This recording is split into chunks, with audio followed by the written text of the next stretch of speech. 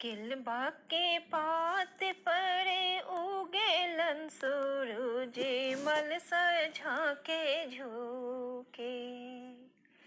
किलबा के पात परे उगेलन सूरज मल झाके झुके। एक करेलू छठ बरतिया से झाके झुके। एक करेलू छठ बरतिया से झाके झुके। हम तो से पूछे बरतिया ए बरतिया से केकरा लागी।